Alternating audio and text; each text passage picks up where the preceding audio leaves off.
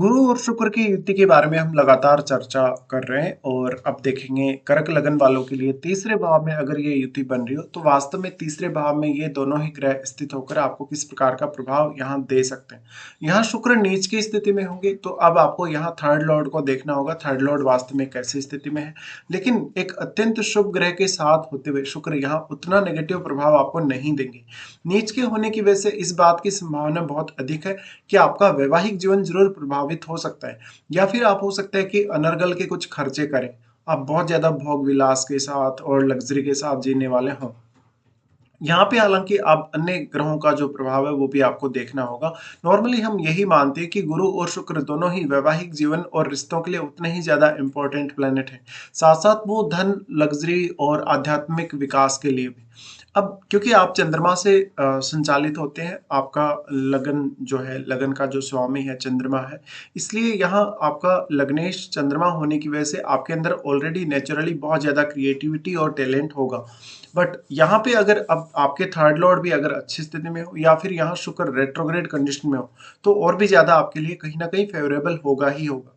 इसके साथ साथ यहाँ गुरु स्थित होते हुए आपकी जो लर्निंग फेज है उसके लिए बहुत अच्छा रहेगा। शुरुआत से ही आप काफी ज्यादा जिज्ञासु रहेंगे।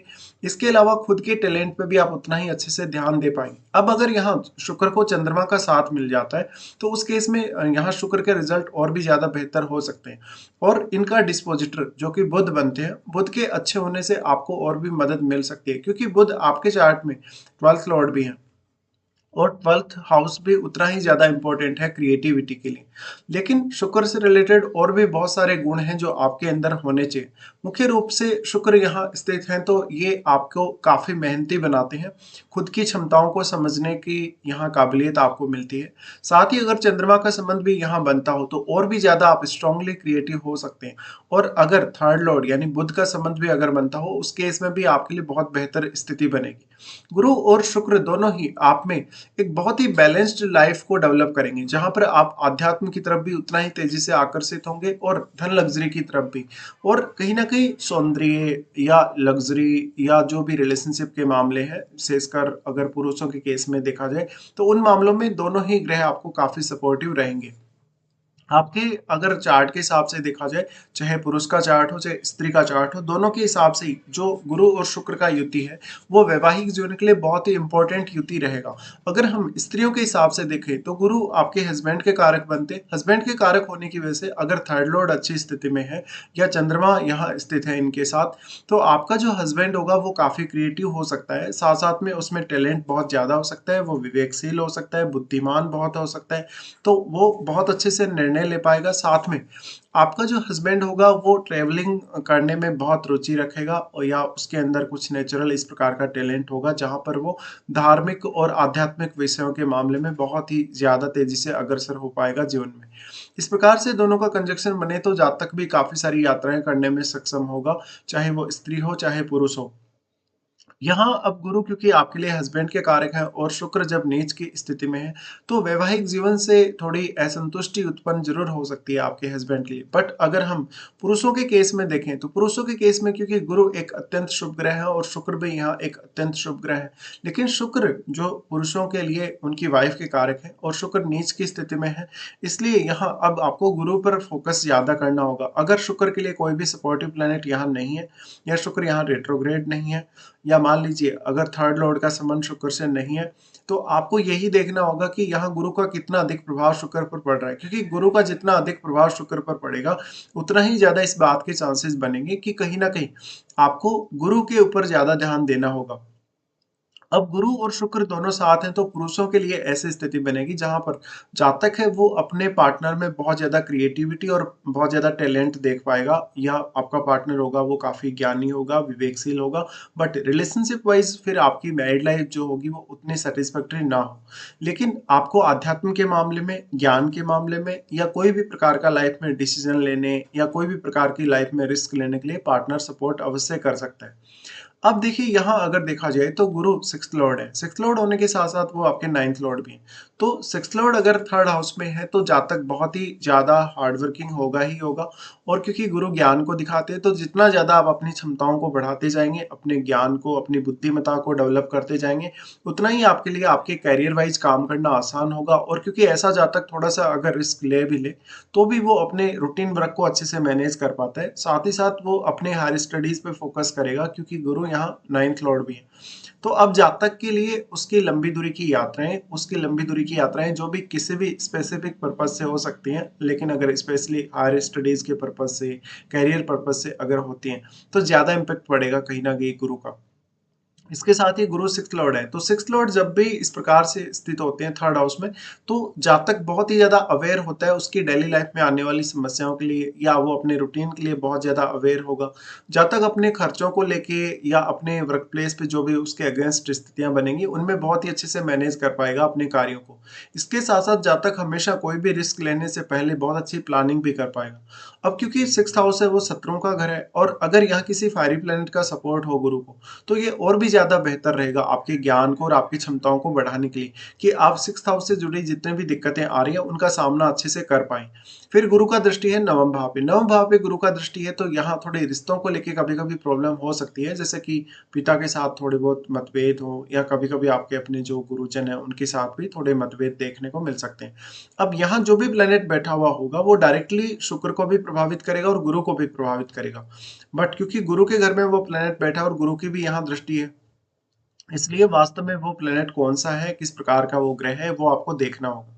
इसके साथ साथ देखिए गुरु और शुक्र दोनों का ही यहाँ प्रभाव है। दोनों का प्रभाव होने की वजह से ऐसा जातक हमेशा अपनी ट्रेवलिंग को एंजॉय करेगा और अपने किसी ना किसी स्पेसिफिक पर्पज के लिए वो ट्रेवलिंग करेगा, जैसे स्टडी पर्पज हो गया, या उसको कुछ धार्मिक विषयों में या आध्यात्मिक विषयों में इंटरेस्ट है, किसी अदर कल्चर में इंटरेस्ट है, या अन्य किसी भी करियर से रिलेटेड पर्पज के लिए उसका लॉन्ग डिस्टेंस टूर या लंबी दूरी की यात्रा हो सकती है। अब यहाँ अगर देखा जाए तो गुरु और शुक्र के कारकत्व में बहुत ज्यादा डिफरेंस नजर आता है, जहां पर गुरु आध्यात्म के कारक हैं लेकिन शुक्र भोग विलास और लग्जरी को ही दिखाते हैं।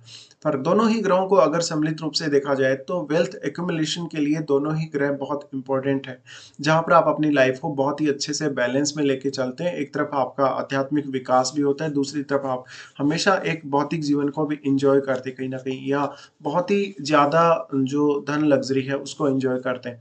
तो ये दोनों ही ग्रह रिश्तों के लिए भी उतने ही ज्यादा इंपॉर्टेंट हो जाते हैं। लेकिन नवम भाव पर जब दृष्टि पड़ रही है तो आपका रुझान विदेशों की तरफ हो सकता है, विदेशी कल्चर या विदेशी संस्कृति में थोड़ी रुचि बढ़ सकती है समय के साथ साथ। इसके अलावा थर्ड हाउस में दोनों ही ग्रह हैं तो जातक टैलेंटेड बहुत ज्यादा होगा और शुरुआत से ही अपने जीवन में काफी मैच्योरिटी के साथ डिसीजन ले पाएगा।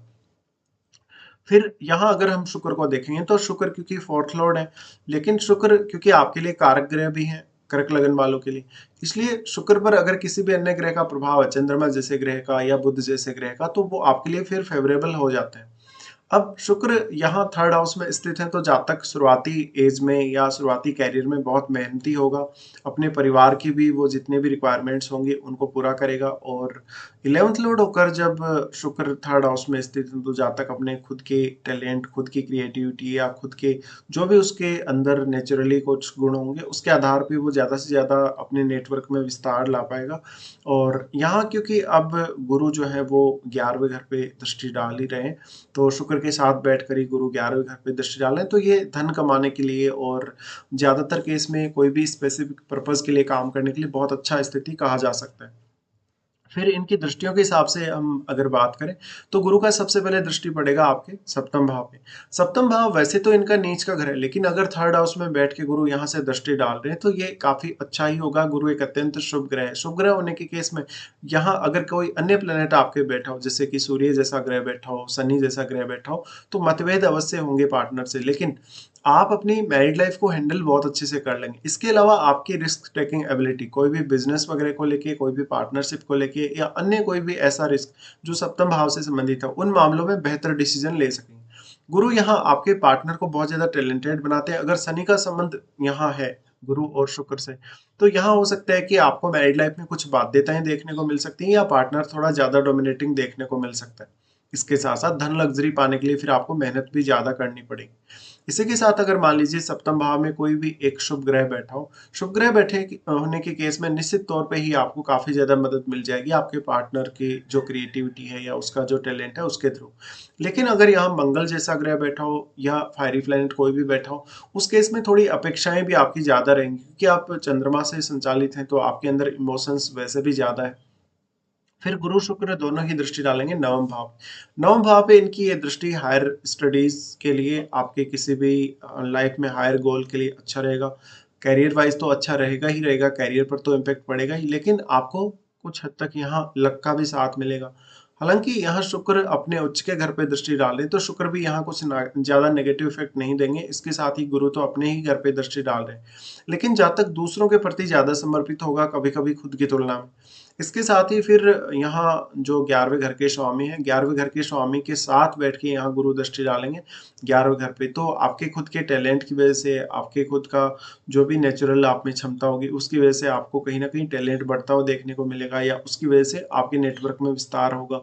लोग आपकी क्षमताओं को वास्तव में पहचान सकेंगे और आप भी अपनी क्षमताओं को अच्छे से यूटिलाइज कर सकेंगे। इस प्रकार का गुरु शुक्र का युति आपको बहुत सारे आइडियाज देता है। आप कोई भी बिजनेस में होते हैं जहां पर आप क्लाइंट्स से कहीं ना कहीं फेस टू फेस मिल रहे होते हैं या कन्वर्सेशन में आ रहे होते हैं, तो निश्चित तौर पे दोनों ही ग्रह आपको काफी सहायता करेंगे। तो इस तरीके से आपको देखना होगा। इसके साथ साथ इनके साथ कोई भी अन्य प्लेनेट अगर बैठा है, तो वो कौन सा ग्रह है वास्तव में आपके चार्ट में, वो कौन कौन से भाव का स्वामी है, आप उस भाव का भी अपने टैलेंट पे असर देख पाएंगे।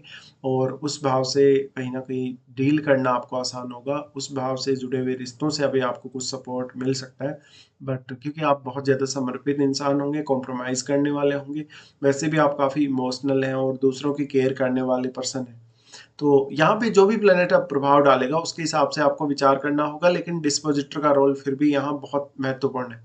इसके साथ ही राहु केतु का इम्पैक्ट अगर यहाँ पड़ता हो तो शुक्र के बिगड़ने की संभावनाएं ज्यादा रहेंगी, लेकिन गुरु पर हो सकता है उतना नेगेटिव प्रभाव ना पड़े। तो इस तरीके से आपको देखना है। साथ में इनकी महादशा अगर आपको अभी है, जैसे गुरु की महादशा है या शुक्र की महादशा है या फिर आने वाली है, तो आपको कौन सी एज में ये महादशाएं स्टार्ट हो रही हैं, तो इस तरीके से आपको विचार करना होगा जब भी थर्ड हाउस में आपके गुरु शुक्र का युति बनेगा कर्क लगन के चार्ट में।